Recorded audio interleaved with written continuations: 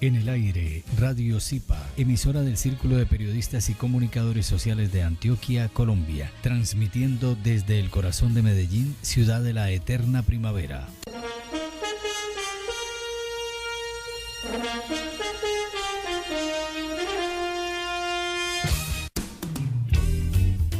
¿Por qué enfermamos? Programa en el que tratamos aspectos de todo lo que implica el bienestar social y humano, cuerpo, mente y espíritu.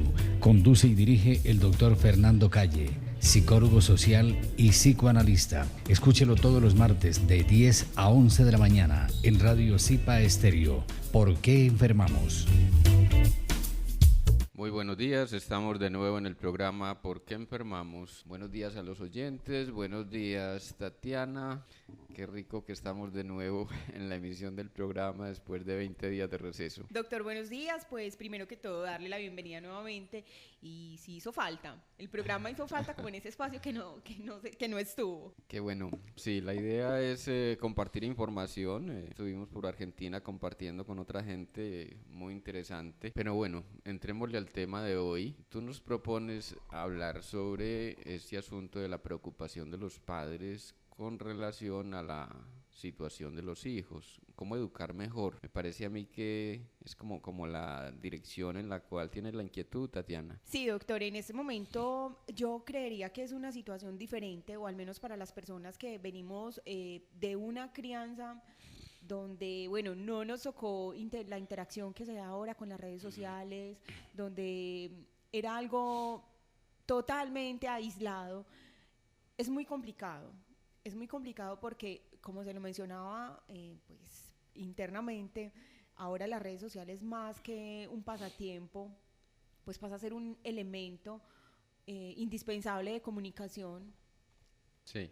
Tanto en el trabajo, en el estudio, para los mismos chicos. Entonces, pues es como ese temor de qué manejo le damos los papás a ese espacio o a esa manera en que ellos pueden acceder a todo este mundo tan abierto, porque realmente sabemos que ahí se pueden encontrar infinidad de cosas que no solamente pueden ser beneficiosas para ellos. Muy bien. Qué bueno que abordamos este tema, porque nos da la oportunidad de pensarlo más allá, es decir, ir al trasfondo de la problemática. Es conveniente aclarar que los sistemas de prevención son sistemas de promoción. ¿Qué se promueve a través de los sistemas de prevención? Se promueve la enfermedad, se promueve el malestar, se promueven formas de agresión, se promueven formas destructivas. Las campañas de prevención terminan siendo entonces eso, una forma de promover aquello que tanto tememos. Miren, el miedo cómo se filtra. Esto es de una elocuencia, diría yo, contundente. Y es, lo que tanto temo es lo que más atraigo. ¿Cómo temo? Entonces me pongo a hacer campañas contra la violencia contra la mujer, contra las adicciones, contra el cáncer. ¿Qué es lo que han hecho esas campañas? Promover justamente. La derivación ha sido atraer para nuestras vidas aquello que tanto deseamos o estamos disque combatiendo. Entonces es muy importante entender desde los principios iniciáticos, entender de que no estamos ya para pensar así, ya no estamos para pensar desde el miedo. Si estamos pensando la realidad desde el miedo, lo que vamos a generar es realidad absurda. Si el padre de familia tiene mucho miedo a que su hijo se extravíe, entonces, por favor, vamos a revisar como padres qué es lo que estamos transmitiendo y sobre todo cómo estamos viviendo nuestra propia existencia. Porque miren ustedes, la prevención con relación a que mi hijo se extravíe por el mundo hará o generará las condiciones para que él se extravíe realmente y lo encontraremos extraviado en uno u otro sentido de la vida. A los padres nos preocupa mucho como el comportamiento, la actitud No, lo que les sugiero es que vayamos a la fuente misma de la ocasión de los problemas. ¿Cómo se ocasionan los problemas? ¿Cuál es la causa fundamental? Una de las causas fundamentales de los problemas sociales es el miedo. El miedo al atraco nos trae al atracador. El miedo al asesino nos trae al asesino. El miedo a la violencia social nos trae violencia social. El miedo a la debacle económica nos trae debacle económica. Miren, hemos dicho aquí de una manera también reiterativa, y es que dos fuerzas son las creadoras en el universo. Dos fuerzas son las creadoras en el universo: el miedo y el amor.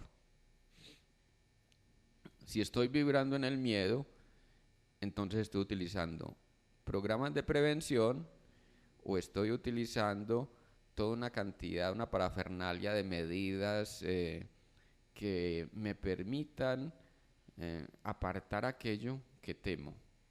Pero aquello que temo resulta ser lo que se convierte en un tabú.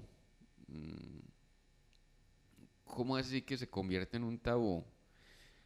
Se convierte en lo diabólico, en lo ominoso, en lo terrible, en lo horroroso, en lo que tengo que apartar.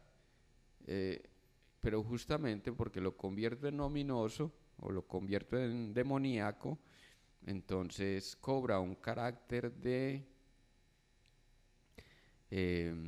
mayor fortaleza. ¿Cómo así? ¿Cuál es la lógica de que usted nos viene a hablar aquí? ¿Cómo así que está rompiendo completamente con los principios con que se conduce nuestra santa sociedad? No, es justamente eso. Vamos a aplicar el principio. Si el miedo genera realidad, entonces vamos a cultivar las medidas las medidas que se supone tomamos para combatir aquello que nos da miedo, o vamos a confrontar al miedo. La otra parte sería, voy a vivir en amor. Si estoy viviendo en amor, yo no necesito medidas de prevención. ¿Cómo así que vivir en amor? Sí, si el amor conmigo está bien fundamentado, yo no voy a producir enfermedad, o no voy a producir accidentes, o no voy a traer ladrones, o no voy a atraer asesinos a mi vida. Voy a atraer aquello que vibra en mi propia frecuencia. Miren, estamos aplicando el principio de la atracción y estamos aplicando el principio de las dos fuerzas creadoras del universo. Si yo estoy en vibración positiva, atraigo lo positivo. Si yo estoy en vibración negativa, atraigo lo negativo. ¿Cuál es la vibración negativa en el miedo? Voy a construir una cantidad de medidas paliativas, una parafernalia de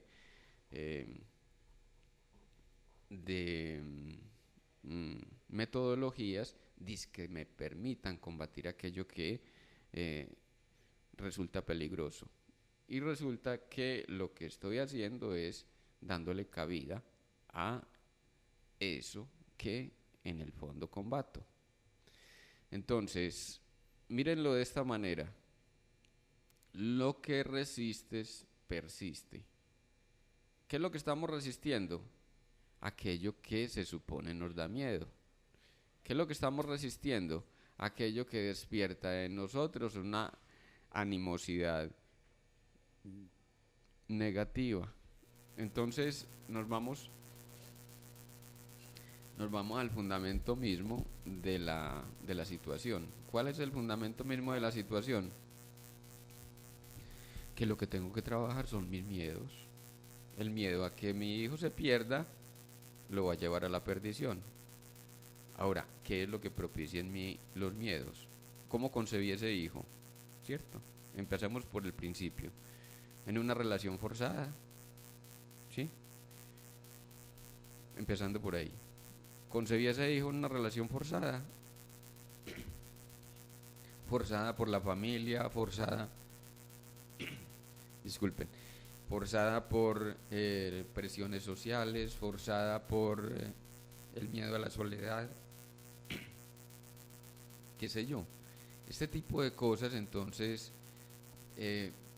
nos va a traer como efecto que si la relación con el hijo comenzó mal, va a continuar mal. Yo me olvido que lo concebí en una borrachera, ya luego lo asumí como una responsabilidad. Me olvido de que ese hijo fue manifestación de una situación que no tuve control sobre ella, ¿cierto?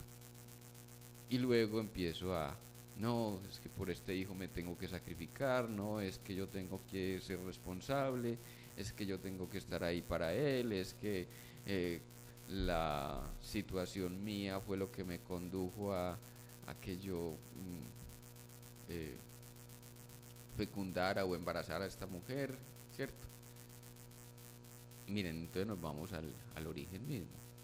El hecho de tener un hijo no nos obliga, óigase bien, el hecho de tener un hijo no nos obliga a ser sus padres. Miren una cosa muy beneficiosa, acepto que no quiero tener ese hijo, pero tampoco estoy de acuerdo con el aborto, entonces lo tengo y lo entrego a unos padres putativos que le darán el amor que yo no puedo darle, le darán la compañía que yo no puedo darle, le darán la manutención que yo no estoy dispuesto a ofrecerle. Mientras que si me lo quedo, por responsabilidad, voy a entrar en daño con él. ¿Cómo lo daño? Miren, lo inconsciente es marrullero.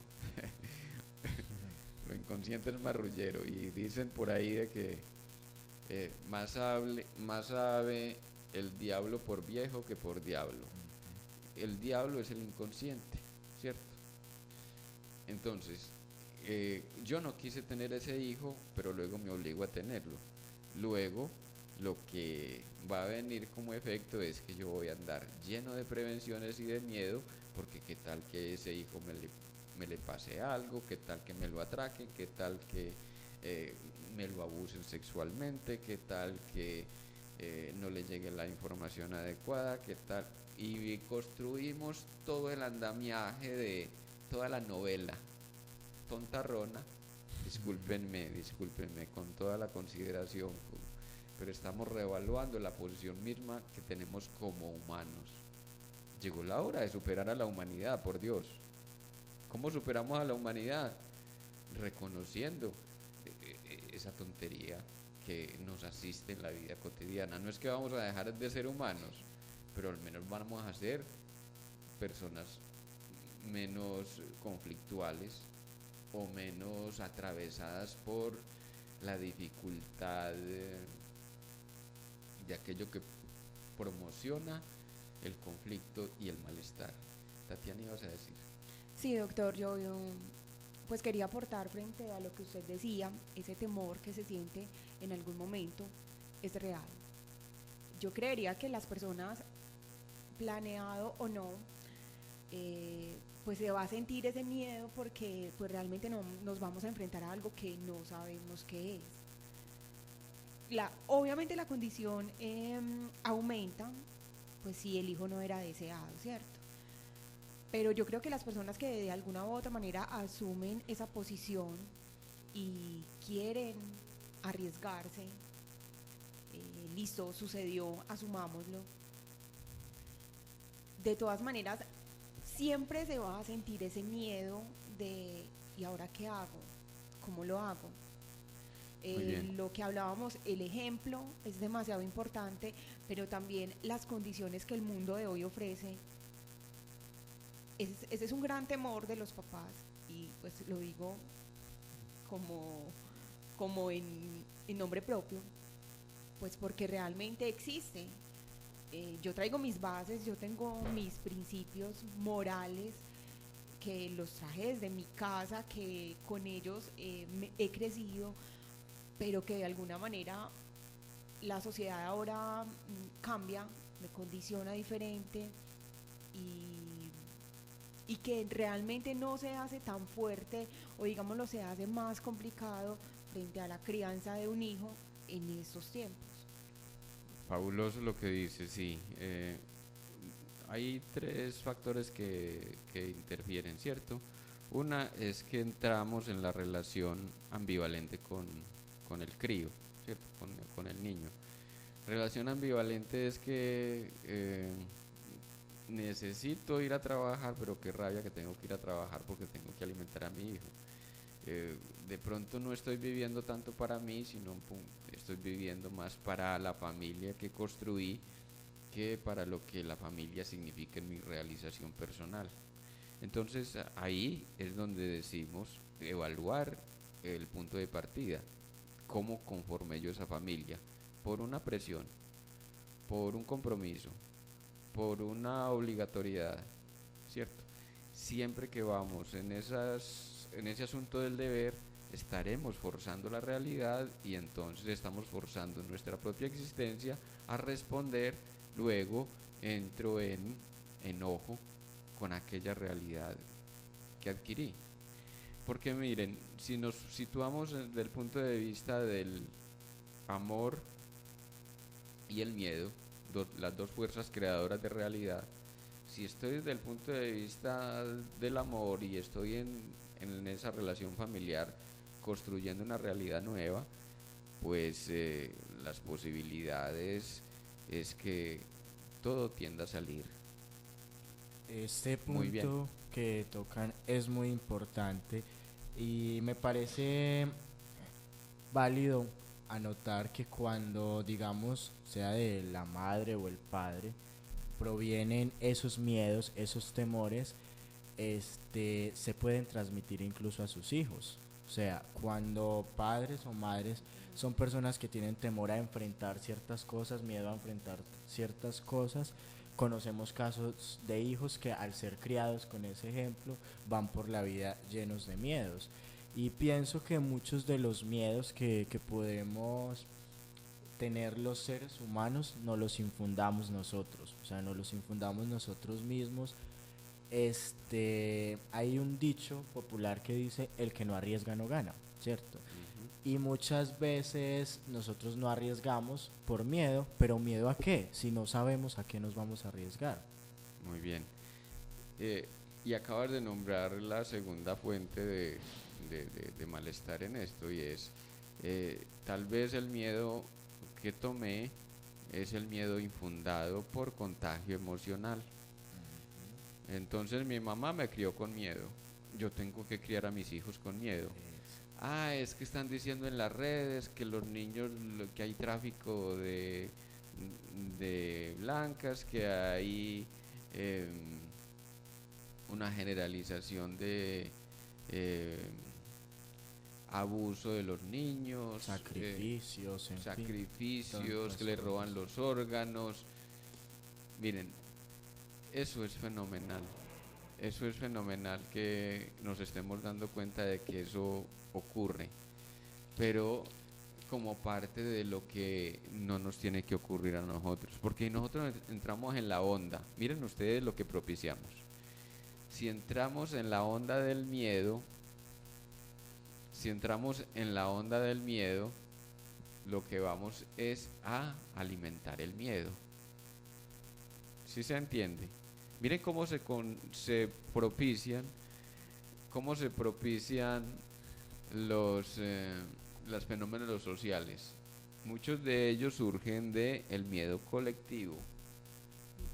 ¿Cómo nos identificamos? En el miedo que están produciendo algunos estamentos sociales para generar sobre el resto de la población la circunstancia del miedo, porque ¿cómo nos gobiernan? A través del miedo. ¿Cómo nos manipulan? A través del miedo. Hay dos tipos de personas frente al miedo con base a lo que usted dice, doctor. Y hay personas ¿en qué influye esto? Se podría decir en qué influye. Hay personas que permiten que el miedo sea el motor para paralizarse y hay otras que permiten que el miedo sea el motor para impulsarse. ¿Cuál es la diferencia y por qué unos deciden tomar el miedo como un impulso y por qué otros como parálisis? Eso está fenomenal.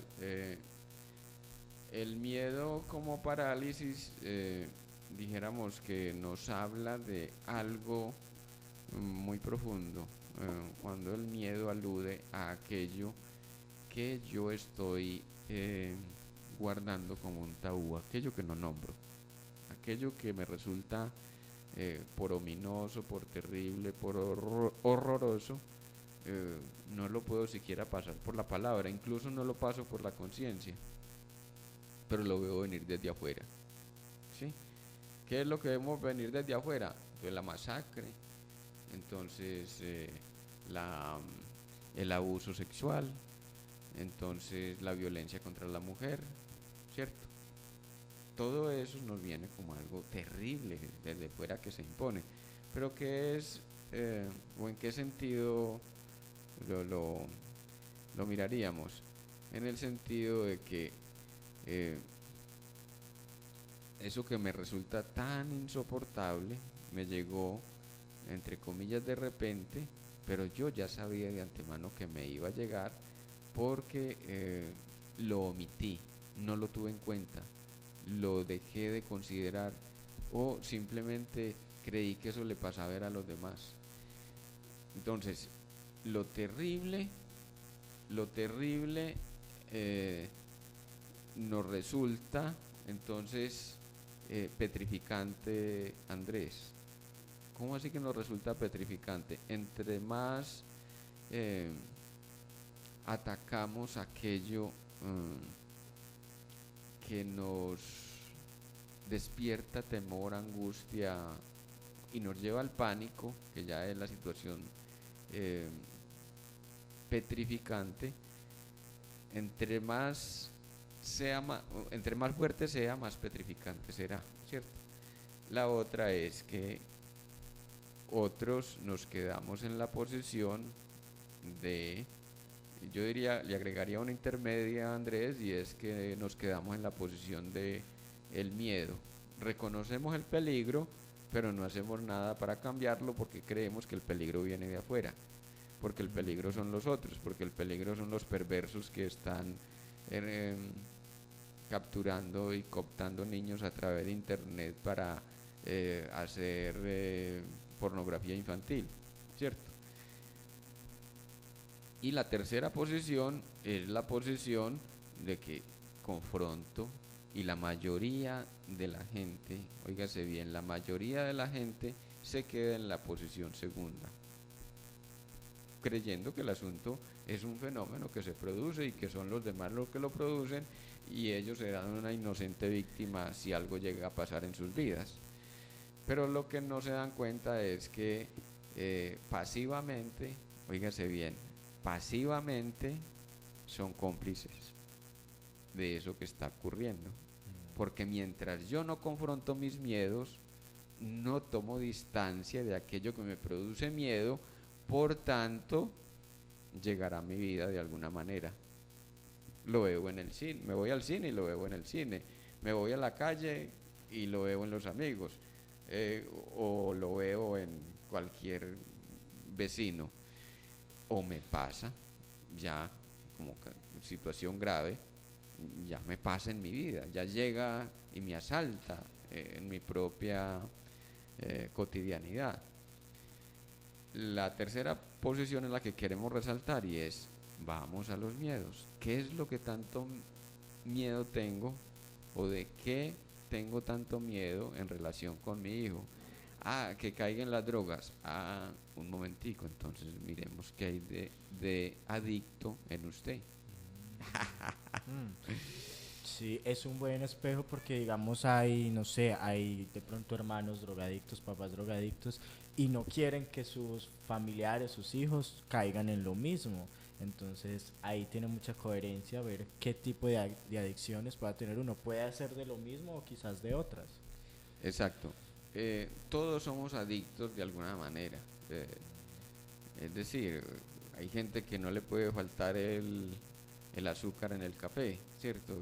Ahí hay un grado de adicción y no se toma menos de 5 tintos al día, de 5 cafés al día. pero entonces aquí se trata es de el efecto nefasto que puede producir en la vida de la persona cierto grado de adicción. Ahora, muy chévere, muy conveniente es que la persona confronte sus miedos y ojalá ayudado por una persona que le pueda escuchar, porque muchas veces esos miedos vienen infundados. Como decíamos, entonces yo tomé el miedo de mi mamá. No se vaya por esa calle que por ahí atracan. Y ya usted le tiene miedo a la calle. Ya es usted le da real. miedo a Sí. la calle. Y lo asume como que esa calle, no, por ahí imposible transitar, porque mi mamá dijo, eso es palabra sagrada. Sí, uno tiende como hijo a creer en la palabra de los padres firmemente. Pero doctor, ya que usted menciona eso, a mí se me viene a la mente, yo creo que nosotros tenemos, sí, la posibilidad de controlar esos miedos. Pero entonces yo yo aquí pensaba y yo decía, a ver, es que es muy extraño. Voy a poner el caso de pronto de los artistas, no sé, los que van a hacer, no sé, una obra de teatro, los que van a hacer un concierto, una presentación de baile, incluso nosotros que estamos aquí haciendo un programa de radio, muchas veces antes de empezar, de montarnos al escenario, de salir al aire, sentimos nervios, sentimos miedo. Pero cuando estamos en el escenario o en nuestro concierto, en nuestra actividad, en lo que sea que estamos, controlamos eso y la damos toda. ¿Cierto? Entonces mi pregunta es, listo, si lo podemos hacer muchas veces por un ratito, en este caso hablando de los artistas, ¿por qué no aplicarlo toda la vida? Y tal vez todas las personas podríamos vencer esos miedos y darla toda en una situación. Bueno, ahí introducimos una cuarta categoría que sería el miedo escénico. La tercera categoría es el miedo el miedo fundamentado, ¿cierto? Ya me pasó una vez. Usted no se me arrime que usted es peligroso. Es como las ¿cierto? personas Entonces, que ya no quieren una relación porque ya me ha ido mal y me va a volver a ir mal, ya tienen miedo. exacto, ya tenemos miedo a enamorarnos porque nos van a defraudar, nos van a romper el corazón. Entonces, ahí hay un miedo preventivo. Puesto que ya me pasó, entonces, ¿cómo hago para tomar distancia de aquello que constituye fuente de peligro? La otra situación ya es un asunto muy particular y es el miedo escénico, el miedo a actuar en todos los campos de la vida. Hay gente que no se decide ni a comer porque le va a hacer daño la comida. La ortorexia es un problema muy típico de nuestro tiempo y es que todo es que hace daño. Todo, Sí. Todo hace daño. No hay nada que sirva, porque si le sirve para una cosa, le hace daño para otra. y los ortoréxicos han hecho una gran industria muy importante. Entonces, no coma carne de res porque trae triglicéridos, no coma carne de cerdo porque trae no sé qué tipo de cosas, no coma pollo porque trae hormonas. Que de todas maneras los cultivos, por ejemplo, salía un señor en un documental hace poco, un argentino, denunciando cómo los cultivos de soya, la carne de res en Argentina, pues están llenos de arsénico, ¿cierto? Porque están utilizando como para combatir las malezas, entonces aplican un producto que trae arsénico y que se filtra a las aguas subterráneas, a los arroyos, etcétera. Bueno, este tipo de cosas. Pero decía alguien de una manera muy particular, ¿será que los humanos estamos necesitando en esta época esos contaminantes? Porque si están llegando por alguna vía, ¿será que los estamos necesitando? Porque miren una cosa, el hecho es que la humanidad tiende a crecer y no se están muriendo por el arsénico que trae la soya o por el agente alcalino, la alcalinización del agua o la acidificación de qué tipo de nutrientes, ¿cierto? Nos estamos nos estamos muriendo fundamentalmente de emociones. Yo lo llamaría también contaminación interior. Bueno, podríamos, porque es que la contaminación siempre implica aquello que viene de afuera, ¿cierto? Y aquí es ese envenenamiento interior. Entonces ya sería envenenamiento. Estamos envenenados desde la pulsión. ¿Qué hago con la pulsión? Si yo no sé qué hacer, miren ustedes la belleza. Si yo no sé qué hacer con mi pulsión sexual, entonces la derivo en sufrimiento, en malestar, en dolor físico, en enfermedad, en pelea con el otro. Ya hemos visto aquí cómo el fundamento de nuestra propia existencia, estamos aquí para vivir una cosa que se llama la quinta dimensión. ¿Qué es la quinta dimensión? La quinta esencia del amor. ¿Qué es la quinta esencia del amor? Es la sexualidad. La sexualidad nos permite crear y recrear nuestra propia realidad. Todo, absolutamente todo depende de la libido. La libido es la energía sexual, ¿cierto? Entonces la puedo llevar al lecho con alguien, la relación con la comida, como la puedo llevar a la vida social, ¿cierto? Es un actor, obviamente está movilizando potenciales y capacidades altas de libido, o sea, está derivando esa energía en un acto recreador, creador y recreador de una realidad que es la realidad escénica, ¿cierto? Entonces, si nos vamos por esa vía, miren ustedes, llegamos al fundamento, otro de los fundamentos que nos complican la existencia. ¿Qué es lo que encontramos en la vida cotidiana? Gente petrificada, gente llena de miedo por todo. La voy a embarrar. ¿Qué tal que digan? ¿Cómo me irán a ver? ¿Qué irán a pensar de mí? ¿Será que sí los complazco? ¿Será que sí los tengo satisfechos? Miren, todo eso se fundamenta en una cosa que llamamos, permítanme nombrarlo, me han censurado mucho esto, pero lo voy a nombrar aquí para ustedes y para en adelante, y es que hay una eroticidad anal, una eroticidad que sentimos, bueno, al dar del cuerpo. ¿Quién no ha sentido placer al dar del cuerpo? Díganme. Son verdades de a puño. Yo no sé si Tatiana va a responder, yo una no. Tranquilidad, no. Pues es que, ¿qué hacemos? Pues si es algo, una necesidad de todos nosotros, es verdad. Son verdades de a puño, muchachos, y lo convertimos en tabú. Que eso no se que la cagada no se habla. ¿Cómo que la cagada no se habla? De eso es que hay que hablar.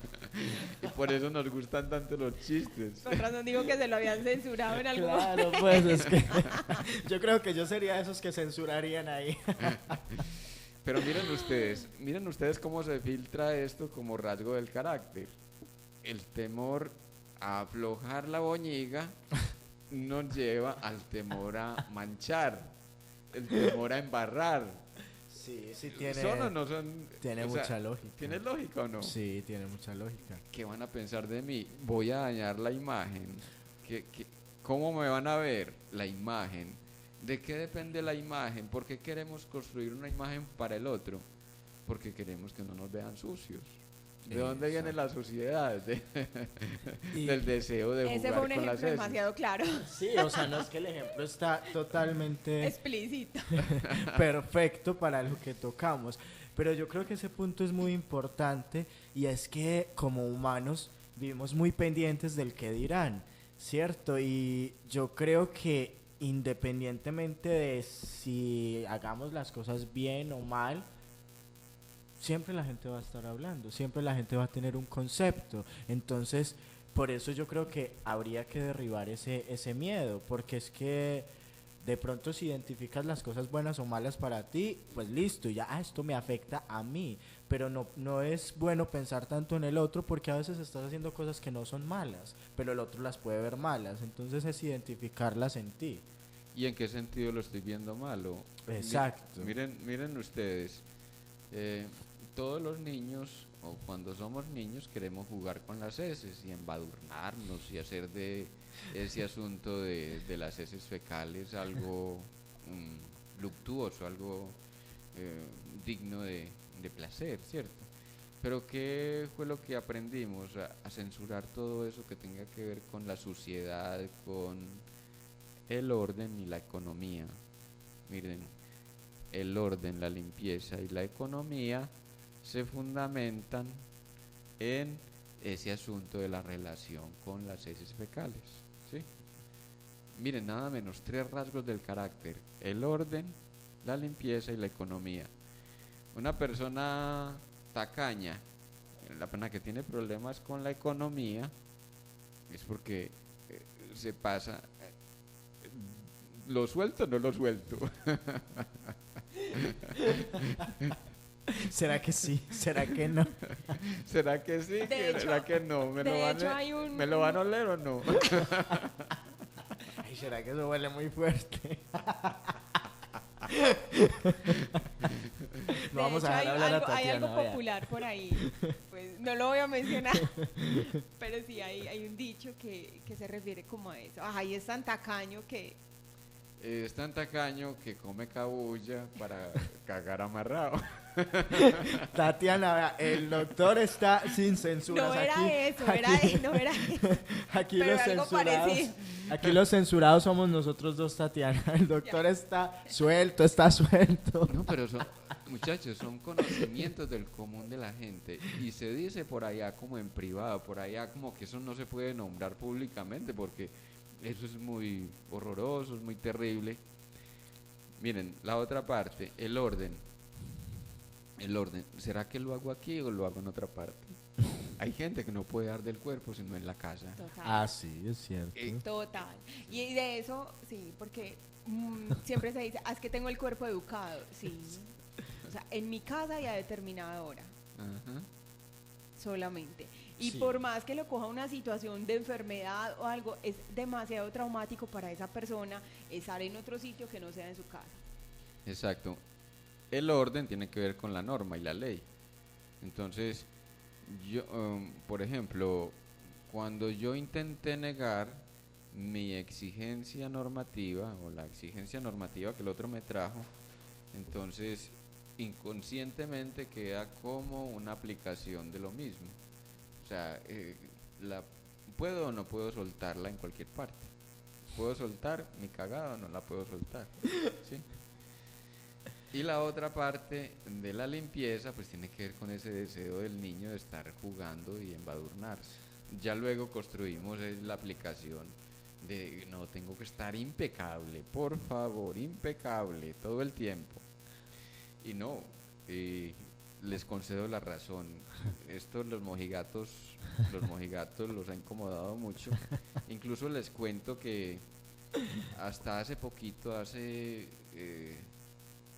unos días atrás, durante 6 meses estuve librando una pelea con el Opus Dei, que me enviaron 2 personalidades a que me jodieran la vida porque yo no podía hablar en estos términos, que era que yo estaba diciendo cosas que no se pueden nombrar públicamente.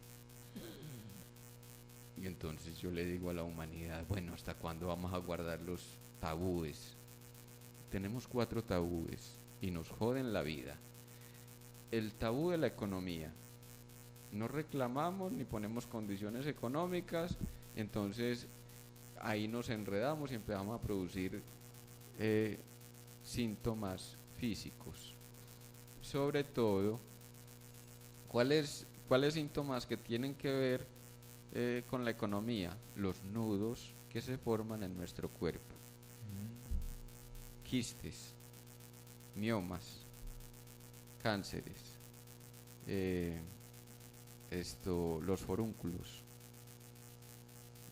Nómbrenme más o sigan nombrando de ahí para adelante. Todos los nudos que yo armo en mi cuerpo tienen que ver con la economía.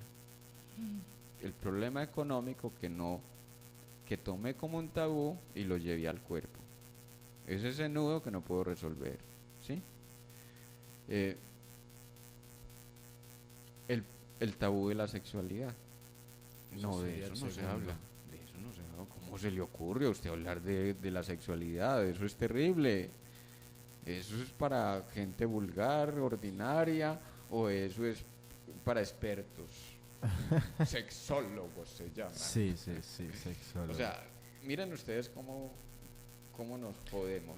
O sea, como si esto no fuera para que nosotros mismos nos hagamos cargo de eso que significa esa relación con lo más inmediato que sucede en nuestras vidas, que es la sexualidad. La otra parte, el otro tabú tiene que ver con el tabú de la muerte. De la muerte no se habla, no como que usted va a hablar de la muerte. Iba a hablar del más allá, aquí hicimos un programa Sí, lo sobre recuerdo. el más allá,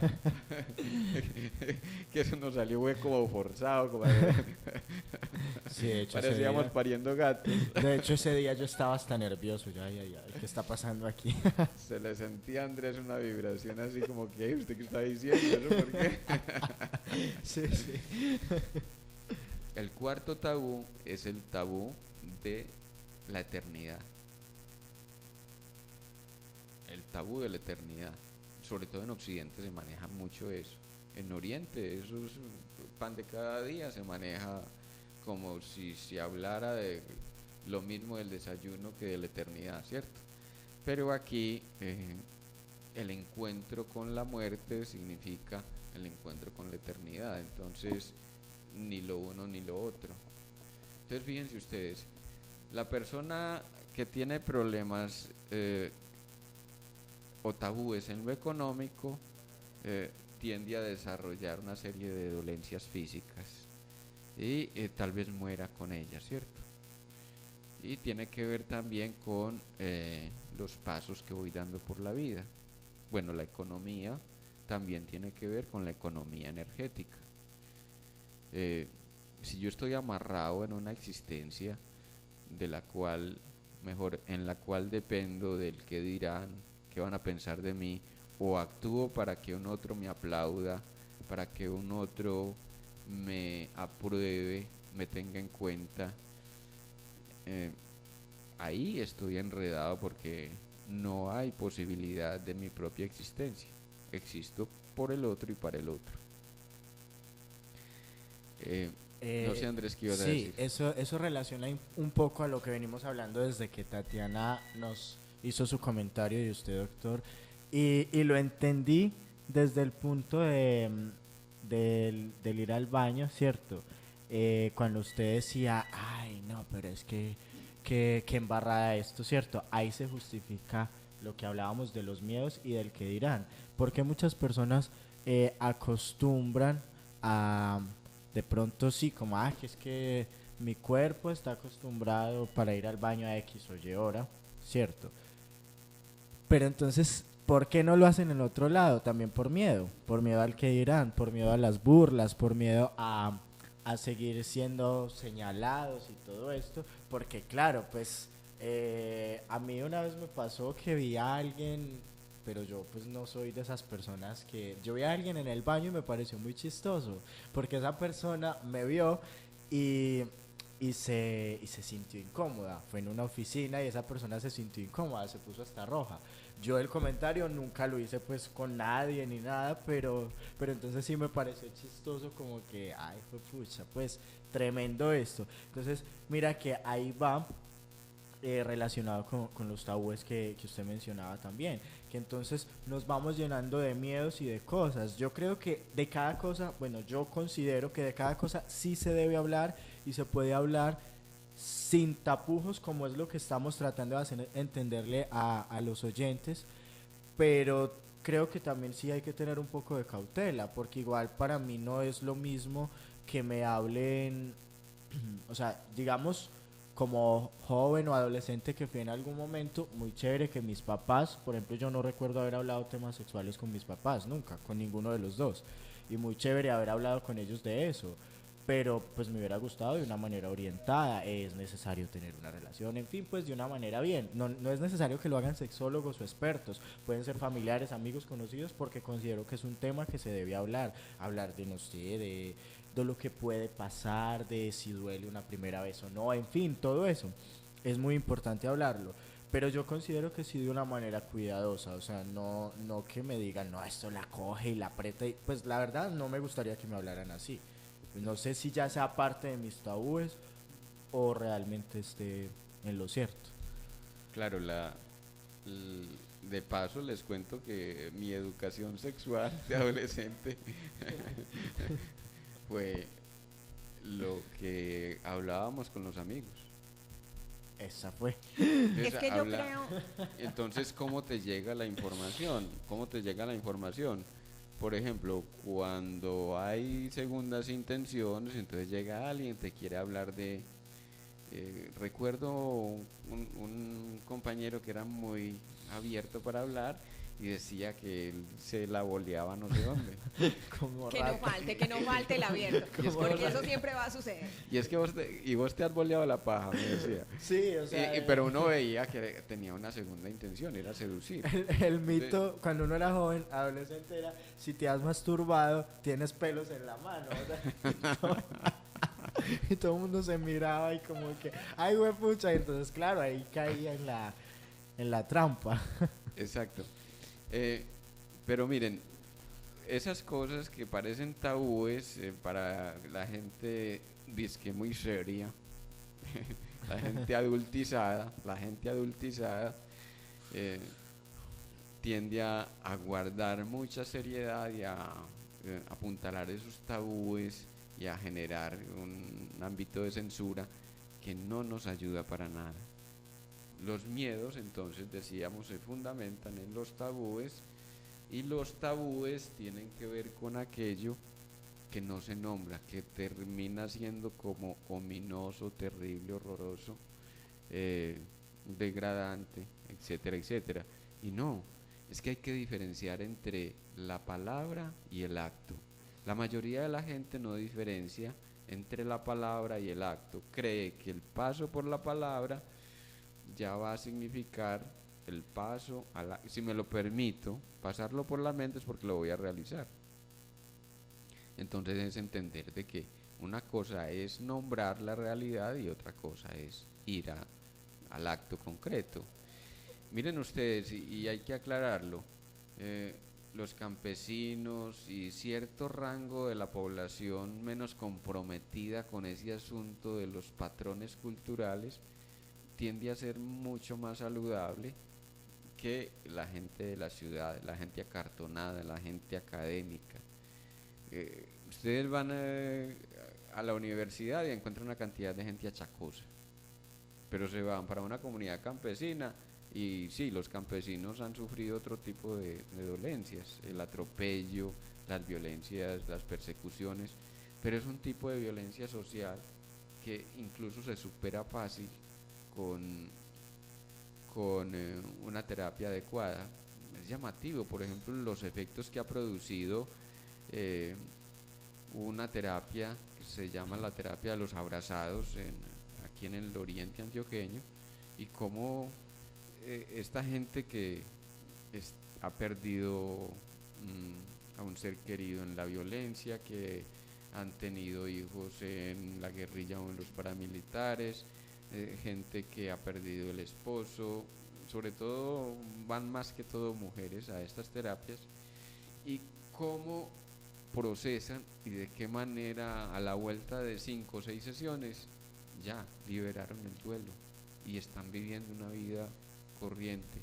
Para la persona que está montada dentro del ámbito del sentimentalismo y el horror por todo, que está llena de tabúes, le es muy difícil superar cualquier situación traumática. Ese punto es muy importante porque, a ver, yo creo que la mayoría de personas sabemos a qué le tenemos miedo o consideramos, pues, sí, las cosas que nos hacen como tambalear. Pero bueno, para vencer nuestros miedos hay que identificarlos. pero sí muchos los tienen identificados porque no los vencen. Ejemplo, no sé, un ejemplo aquí popular. Muchas personas les tienen miedo a los ratones y no pueden ver los ratones. Y saben que les tienen miedo y lo han identificado como un miedo. Le tengo miedo al ratón. Pero ¿qué pasa? Que no se vence ese miedo. ¿Qué más tiene que hacer la persona aparte de identificar el miedo? ¿Cómo lo enfrenta? Muy bien, hay que diferenciar el miedo de la fobia, ¿cierto? La fobia, el miedo es ante un peligro real o que se presume de real. Puede ser, se presume de real que están utilizando los niños para la pornografía infantil a través del Facebook y los medios, Redes sociales y todo las redes eso. sociales. Ese es un presunto peligro social, ¿cierto? Un presunto peligro real. La fobia es ante un peligro imaginario, pero fundamentado en algo que puede que tenga o no peso en la realidad. Por ejemplo, tengo fobia a los aviones, ¿cierto? Es que se estrellan, es que tal cosa. No. La fobia entonces nos va a llevar siempre, si vamos a trabajar esas fobias, entonces hay que hacer un trabajo elaborativo con relación a lo que significa, por ejemplo, volar, ¿cierto? Los verbos siempre son indicativos de aquello que ha traído un efecto psíquico adverso para el sujeto, ¿cierto? Entonces, en este caso, volar no son los aviones, es volar lo que trae el problema fóbico, ¿cierto? Okay. El miedo a los ratones, un problema fóbico, entonces voy y lo llevo a una psicoterapia. Pero, digamos, yo identifiqué ya mi miedo a la muerte, pero miren, yo no supero el miedo, ya ese es otro matiz, Andrés, es otro matiz, yo no supero el miedo a la muerte. ¿Por qué no lo supero? Porque el miedo a la muerte tiene que ver con la muerte de los seres queridos. Cuando yo sea capaz de aceptar de que mis seres queridos se van a morir y que alguna vez deseé su muerte, por algún motivo tuve ira con ellos, entonces aprendo a aceptar de que yo también soy un ser perecedero. Okay. ¿Sí se entiende? Sí. Superamos el miedo cuando vamos a la fuente fundamental, y muchas veces la fuente es inconsciente, que la mayor parte de las veces, ¿cierto? Doctor, ahorita usted mencionaba algo de los aviones, entonces se me vino un ejemplo mío que no sé, podríamos explicarlo porque quizás personas se sientan identificadas. Y es con las alturas. Yo tengo una escala de miedo con las alturas. Por ejemplo, si la altura es muy inestable, me da pánico. O sea, me da pánico total y no, qué miedo. Si es más o menos estable, siento miedo, pero me lo aguanto. Y si es estable, no tengo nada de miedo. Entonces, ¿qué pasa ahí conmigo en cuanto a ese sentido de las alturas? Bueno, también obedece a ciertas experiencias, ¿cierto? Uno sabe que andar sobre la cuerda floja no es lo mismo que andar sobre la cuerda segura. sobre un piso de firme, de 6 metros de ancho. O sea, hay un peligro latente allí, y es que podría resbalar. La diferencia de el malabarista con relación al ser ordinario, al ser que somos nosotros, es que él va seguro sobre la cuerda, porque sabe que está tan determinado en su propósito que sabe que sus piernas ni su cuerda le van a fallar, ¿cierto? Pero nosotros, como siempre estamos llenos de miedo, nos estamos llenando continuamente de prevenciones con relación a la realidad. Entonces, obvio, cómo caminar sobre la cuerda floja, siendo que cualquier cosa nos podría pasar, y fue siempre lo que nos dijeron: no se suba al árbol que se cae, es cierto, no corra que se cae. Bueno, A ver, sí, eso de enfrentarlos es un punto bueno, porque yo desde niño le tenía también miedo a los toboganes. Una vez recuerdo que estaba haciendo fila para tirarme por un tobogán y vi una muchacha muy emocionada y bueno, y se tiró la muchacha. Cuando bajó, le dio un paro, se murió. Y yo dije, yo no me tiro por acá, me salí de la fila. Y así pasaron los años y yo nunca me tiraba por un tobogán porque yo ya le tenía miedo y al ver pues eso, creció más el miedo. Ahorita finalizando el 2016, yo estuve en un seminario donde nos hicieron una invitación, era que no termináramos el año sin enfrentarnos a algo que nos diera miedo. Y entonces a mí me dijeron que me daba miedo y puse el ejemplo de los toboganes. Y pues el año se terminó y yo no cumplí, o sea, yo no me tiré por el tobogán. Pero este año, en enero, estuve en un paseo con unos amigos y estaban haciendo la fila para el tobogán y me dijeron. Y yo les dije, no, yo por ahí no me tiro, no, qué miedo, qué miedo. Cuando me convencieron y yo iba en esa fila y yo con el corazón a mil, hasta que me tiré. Y cuando llegué abajo, eso era todo. Entonces fue muy chistoso porque fue ver que por años le tuve miedo a algo que no había enfrentado. Y si uno lo enfrenta, se va a dar cuenta que el miedo puede salir. Y si fuéramos a esculcar un poquito en tu interior, lo que tenías miedo, lo mencionaste sin saberlo, era el sexo. Oh. Caramba. El miedo al sexo. Entonces muchos de los miedos que tenemos en la vida manifiesta se fundamentan en el fondo en el miedo a la sexualidad y el miedo al erotismo. Entonces tenemos miedo, por ejemplo, las mujeres es típico el miedo a quedar embarazadas, los hombres el miedo a embarazar, el miedo a una enfermedad venérea, el miedo al SIDA, el miedo a...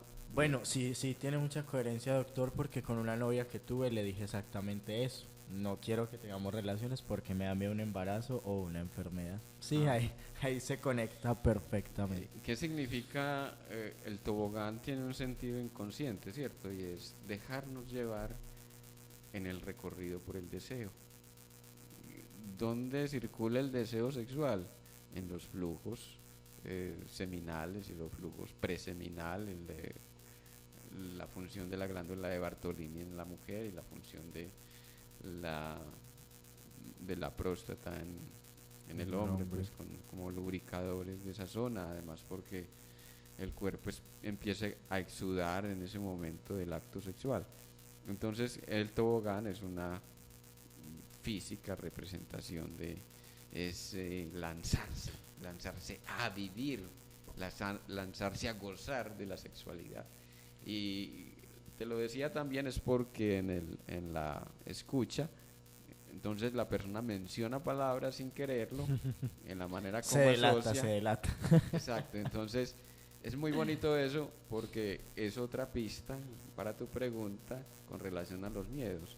Y es que cuando uno es escuchado por una persona experta, la persona puede que uno no esté hablando siquiera de la problemática, y ya mencionó la palabra clave que lo va a sacar de la problemática. Sin necesidad de decirle exactamente. Ajá. Exacto. Bueno, tenemos un nuevo programa ya realizado. Les deseamos un feliz día. Gracias, Andrés, por acompañarnos. Gracias, Tatiana, por estar aquí de cuerpo y de conciencia presente. Gracias a usted, doctor, por hacerme partícipe de este programa. A ti. Una vez más, porque ya lo había hecho una vez. Ajá. Y bueno, espero que no sea la última. Bueno, como lo mencionaron, después de unas semanas ausentes, retomamos con su programa ¿Por qué enfermamos? Muchas gracias a todas las personas que nos escuchan a través de YouTube, que nos escuchan a través de Radio Zipa Estéreo, que ven nuestras transmisiones en Facebook, que están muy conectados con el programa. Esperamos que haya sido un programa que les haya gustado mucho y que les haya dejado algo para sus vidas.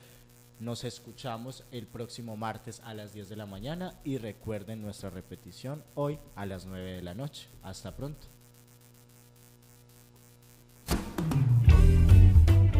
Aquí finaliza ¿Por qué enfermamos? Con el doctor Fernando Calle Valencia, programa en el que tratamos aspectos de todo lo que implica el bienestar social y humano, cuerpo, mente y espíritu. Escúchelo todos los martes de 10 a 11 de la mañana en Radio Zipa Estéreo. ¿Por qué enfermamos?